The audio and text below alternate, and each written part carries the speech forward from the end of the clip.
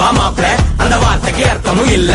ஆனா நமக்குள்ள அந்த அன்புக்கு எல்லையே இல்ல. தங்கத்தை போல ஒரு மனசோட ரெண்டு சிங்கத்தை போல நடப்போம். எப்பவும் தனக்கென வாழாத ஒரு நட்புக்கு இலக்கணம் படைப்போம்.